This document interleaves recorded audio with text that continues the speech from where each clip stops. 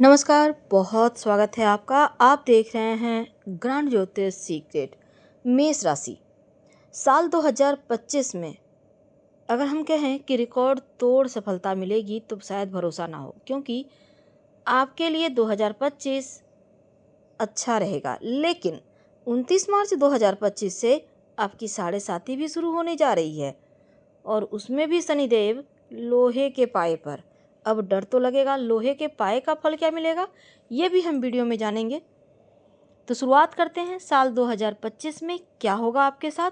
इसके बाद बात करेंगे साढ़े साती की और लोहे के पाए पर जो चलेंगे उसका क्या प्रभाव होगा। तो तमाम बातें जारी है, वीडियो के अंत तक बने रहिए। और ये प्रेडिक्शन चंद्र राशि पर आधारित है। देखिए, साढ़े साती के बावजूद अगर आपको शानदार कामयाबी मिले तो फिर कहने ही क्या है। बिजनेस में तरक्की के साथ लाभ भी हो, पास में अपना घर वाहन का सुख मिले। तो चलिए अब जानते हैं 2024 तो चल रहा है, लेकिन 2025 कैसा रहेगा। सबसे पहले हम ये समझते हैं, अगर आप ग्रह नक्षत्र पर यकीन करते हैं तो अभी से प्लानिंग भी करना शुरू कर देंगे। तो साल 2025 आपके लिए क्या पिटारा खोलने वाला है, किस चीज़ की सुखद अनुभूति देगा और कहाँ होगी दिक्कतें। पारिवारिक जीवन कैसा रहेगा, प्रेम जीवन, वैवाहिक जीवन के साथ आपका नौकरी व्यापार की स्थिति क्या होगी, जॉब लगेगी या नहीं, खुशियों के पल कब और कितने % आएंगे, विवाह होगा या नहीं, संतान प्राप्ति के योग बनेंगे या नहीं, तमाम बातें। सबसे पहले हम समझते हैं मेष राशि वालों, साल 2025 खासकर जो विद्यार्थी हैं उनके लिए बढ़िया रहेगा, क्योंकि करियर के मामलों में, लव लाइफ के मामलों में, वैवाहिक जीवन के मामलों में समय आपके लिए अनुकूल चलेगा। थोड़ा सा सतर्क कहाँ रहना है। देखिए, 2025 में बड़े बड़े ग्रह अपनी राशि बदलेंगे, राहु केतु बदलेंगे, शनिदेव बदलेंगे, देवगुरु बदलेंगे, तमाम ग्रह तो बदलते ही रहते हैं। अब 2025 में मेष राशि वालों ग्रहण भी लग रहा है। अब खासकर जो विद्यार्थी हैं, जिनका जो कंपटीशन की तैयारी कर रहे हैं, उनके लिए बढ़िया है, क्योंकि आपका एक तो दिमाग एक्टिव रहेगा पूरे साल, आप बेहतर पढ़ाई लिखाई पर ध्यान दे पाएंगे और मेहनत से सफलता भी प्राप्त करेंगे, उपलब्धियां प्राप्त होंगी। तो 2025 साल का जो आरंभ है मकर लग्न और पूर्वाषाढ़ा नक्षत्र में होगा, जिनका स्वामी शुक्र है। तो साल 2025 9 के 9 ग्रह अपनी राशि परिवर्तन तो करेंगे और इनमें से 4 बड़े ग्रह राशि परिवर्तन करेंगे, जिसमें राहु केतु गुरुदेव और शनिदेव हैं। आपकी साढ़े साती शुरू होगी, पहला ढैया जो 2.5 साल का होगा। तो अब यहाँ पर देखिए, 2025 की शुरुआत में 29 मार्च 2025 से जैसे ही शनिदेव राशि परिवर्तन कर मीन राशि में आएंगे, कुंभ राशि से निकलकर आपके ऊपर साढ़े साती लग जाएगी। हालांकि साढ़े साती का प्रभाव पहले से ही चलने लगता है, करीब 3-4 महीने 6 महीने पहले से ही असर दिखाने लगता है। और देवगुरु बृहस्पति भी राशि परिवर्तन करेंगे 14 मई को। अब देखिए, शुक्र भी वृषभ राशि से निकलकर बुध की मिथुन राशि में साल की शुरुआत में अगर कहा जाए तो आएंगे। देवगुरु बृहस्पति का ये परिवर्तन के बाद 18 मई को केतु राहु भी परिवर्तन करेंगे। 18 महीने के बाद वो राशि परिवर्तन करेंगे। राहु मीन राशि से निकलकर कुंभ राशि में जाएंगे और केतु कन्या राशि से निकलकर सिंह राशि में जाएंगे। अब चंद्रमा तो हर 2.5 दिन 2.25 दिन में ही परिवर्तन करता है। सूर्य हर महीने राशि परिवर्तन करते हैं, उस दिन संक्रांति होता है। मंगल भी करीब 40-45 दिन में ग्रह राशि परिवर्तन करता है। बुध शुक्र लगभग 1 महीने में राशि परिवर्तन करते हैं। तो 2025 में जो शनिदेव हैं 13 जुलाई से लेकर 28 नवंबर तक वक्री अवस्था में रहेंगे, यानी उल्टी चाल चलेंगे। और 2025 में 2 सूर्य ग्रहण 2 चंद्र ग्रहण भी लगेंगे। अब देखिए, 14 मार्च 7 सितंबर को चंद्र ग्रहण लगेगा और 29 मार्च 21 सितंबर को सूर्य ग्रहण लगेगा। तो 2025 में ग्रहों का जो खेल है ना, आपकी लाइफ में बहुत कुछ हलचल भी मचाएगा और बदलाव भी लाएंगे। अब मेष वालों साढ़े साती भी शुरू हो जाएगी। इसके बावजूद आपकी कुंडली में जो शनिदेव की स्थिति है ना, वो आपके पक्ष में रहेगा। आपके अंदर कॉन्फिडेंस लेवल बढ़ेगा। आपके स्वामी मंगल है, 9 ग्रह के सेनापति। अब मंगल यहाँ पर जीवन में उत्साह देते हैं और आप निडर भी बहुत होते हैं, साहसी होते हैं, अपने शर्तों पर लाइफ जीते हैं, आपका स्वाभिमान भी बरकरार रहता है। तो दबाव में आकर घबरा कर किसी के चरणों में नतमस्तक होना, ये तमाम चीज़ें आप जानते ही नहीं। और जिनसे प्रेम करते हैं उनका साथ भी नहीं छोड़ते। तो 2025 में लाइफ के हर सुखद अनुभूति को आप अनुभव करेंगे।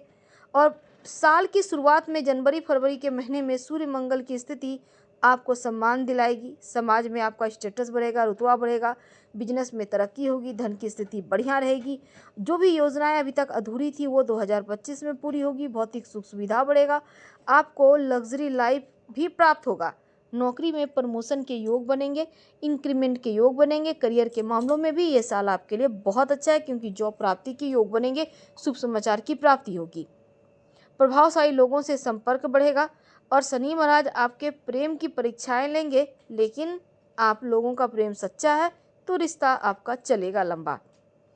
तो इस समय देवगुरु बृहस्पति की भी मेहरबानी रहेगी आपके ऊपर। समय समय पर राहु केतु थोड़ी सी मुश्किलें दे सकता है। कॉन्फिडेंस लेवल को लेकिन आप बढ़ाए रखेंगे। और बिजनेस की बात की जाए, जो लोग व्यवसायी भाई हैं उनके लिए लाभदायक है, क्योंकि शुक्र जो है ना आपके भाग्य में वृद्धि करेंगे। आपके सौंदर्य यानी कि आप अच्छा पहनेंगे, अच्छा खाएंगे, घूमेंगे फिरेंगे, लग्जरी लाइफ जिएंगे, तो यहाँ पर सफलता दे रहा है। बिजनेस में विस्तार होगा। और अगर आप लव से विवाह करना चाहते हैं तो फिर आप इस साल आपके योग बनेंगे। यहाँ तक कि अगर आप सिंगल हैं तो कोई आपकी लाइफ में दस्तक दे सकता है। जो लोग विवाहित हैं, जीवन साथी के साथ तालमेल बढ़िया रहेगा। तो मेष वालों, सिंगल हैं तो आपका विवाह तय हो सकता है। तो जो युवा वर्ग हैं उनके लिए भी समय अनुकूल चलेगा। नौकरी में खासकर प्रमोशन के योग बनेंगे, सीनियर का सपोर्ट मिलेगा और अपने आप को साबित करने का मौका भी मिलेगा। इस समय आपका प्रमोशन इंक्रीमेंट के योग बनेंगे। जो विद्यार्थी हैं, कम्पिटिटिव एग्जाम की तैयारी कर रहे हैं, सफलता मिलने की संभावना दिख रही है।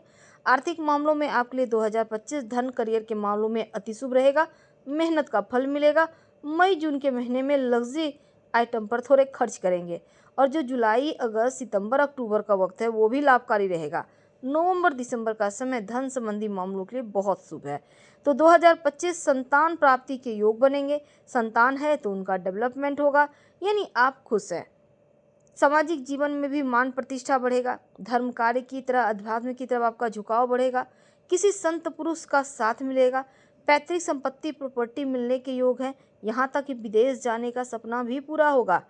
रियल इस्टेट से जुड़े लोगों को, जो प्रॉपर्टी डीलिंग का काम करते हैं, आईटी सेक्टर से जुड़े हैं, बैंकिंग सेक्टर से जुड़े हैं, एजुकेशन सेक्टर से जुड़े हैं, फूड प्रोसेसिंग से जुड़े हैं, उन लोगों को भी लाभ होगा। खासकर मीडिया वगैरह क्षेत्र से जुड़े हुए हैं उनके लिए बढ़िया है। तो यहाँ पर समय आपके अनुकूल चलेगा। हल्की फुल्की स्वास्थ्य की समस्या होगी, बड़ा टेंशन नहीं है। खान पान का ध्यान रखें, योगा एक्सरसाइज कीजिए। और इस समय अगर आपको पहले से स्वास्थ्य की कोई समस्या है तो डाइट अपनाइए। आप क्या खा पी रहे हैं इस पर ध्यान रखिए। अजनबी लोगों पर बस भरोसा मत कीजिएगा। उधार किसी को मत दीजिएगा।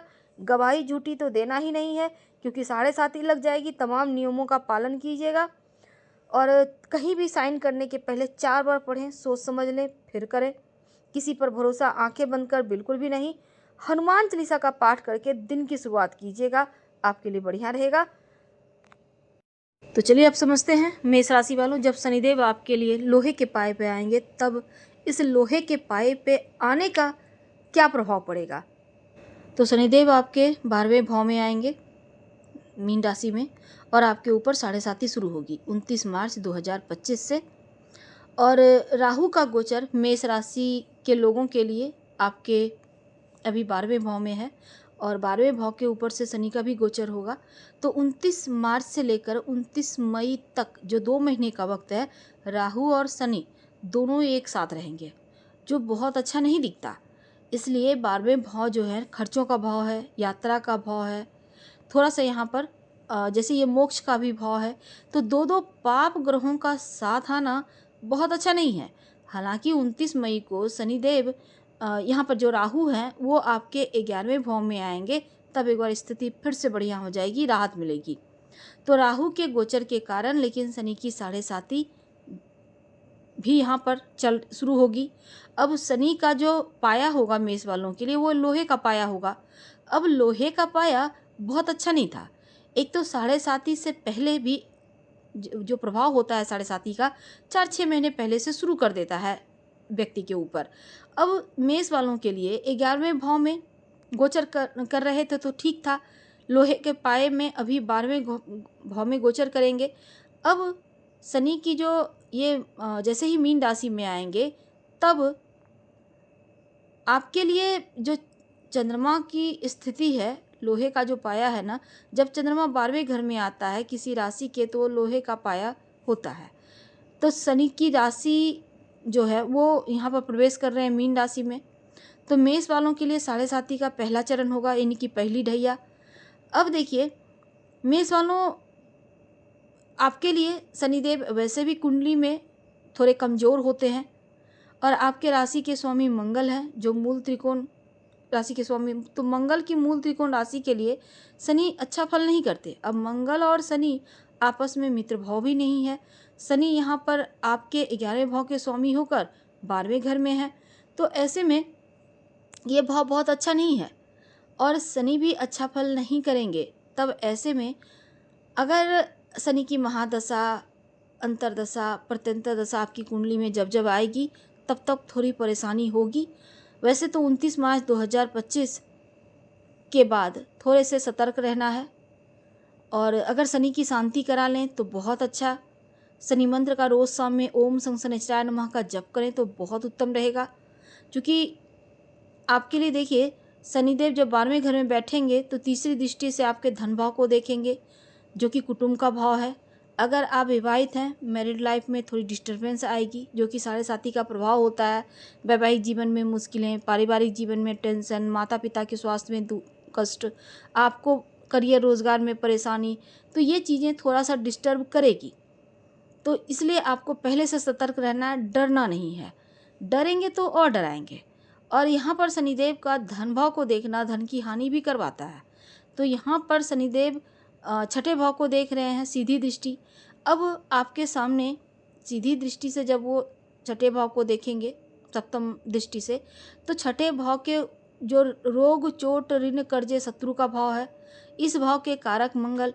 अब यहाँ शनिदेव जब 12वें घर में बैठेंगे तब थोड़ा सा खर्चा बढ़ाएंगे। 6ठे भाव जो कर्ज का भाव है, तो कर्ज वगैरह में अगर आप फंसे हैं तो मुश्किल आएगा, इसलिए कोशिश कीजिए पहले से कर्ज चुकता कर दें। और धन को लेकर किसी पर भरोसा ना करें, नहीं तो मुश्किल में पड़ जाइएगा। तो अगर कर्ज इस समय आप लेंगे तो उतारना भी थोड़ा मुश्किल होगा। अनावश्यक विवाद तो किसी से नहीं करना है, किसी भी तरह का विवाद में फंसना नहीं है और कोई गड़बड़ कोई भी काम में मत कीजिएगा, इल्लीगल काम मत कीजिएगा।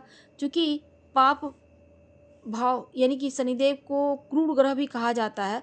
तो ऐसे में थोड़ा सा आपको सतर्क रहना होगा, किसी भी तरह का विवाद में, किसी भी चीज़ में नहीं फंसना है आपको। तोल मोल कर बोलिएगा, किसी का गारंटर मत बनिएगा, गवाही मत दीजिएगा, किसी के खिलाफ मत बोलिएगा। तमाम चीज़ों से आपको बचने की आवश्यकता है, यानी शांति तरीके से आप अपने रास्ते पर चलिए।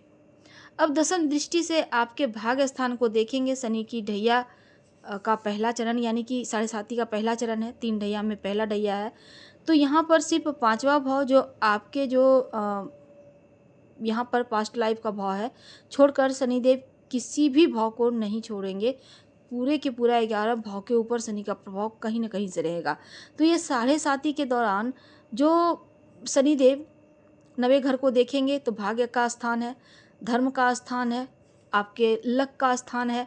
अब यहाँ पर धर्म की जो प्रवृत्ति आती है लाइफ में, जो 9वां भाव है, शनि की दृष्टि का मतलब है कोई भी आप काम करेंगे उसमें व्यवधान आ सकता है, थोड़ा पेशेंस रखना होगा। कोई भी काम शुरू किया है तो आप टारगेट आप लेके चलिए। अब देखिए 3-4 महीने कोई भी काम को करने में यानी कि थोड़ा देरी होगा। अब हर चीज़ को धीरे धीरे करेंगे, वो खुद धीरे चलते हैं, कार्य भी धीरे होगी। तो आपको हड़बड़ाना नहीं है, शांत रहना है। अब चूंकि मंगल की राशि है, मंगल फायर की ग्रह है, तो एक और चीज़ है कि शनि की 7.5 का प्रभाव थोड़ा नेगेटिव है, तो थोड़ा पेशेंस रखिएगा और शनि मंत्र का खूब जप कीजिएगा। जैसे ही 7.5 आपकी शुरू होती है शनि की शांति जरूर करवा लें और अपनी कुंडली एक बार जरूर देख लें आपकी स्थिति क्या चल रही है। हम आपसे विदा लेते हैं। जानकारी अच्छी लगे तो लाइक कर सब्सक्राइब करें, अपनों से शेयर करें और कमेंट में हर हर महादेव जरूर लिखें। धन्यवाद।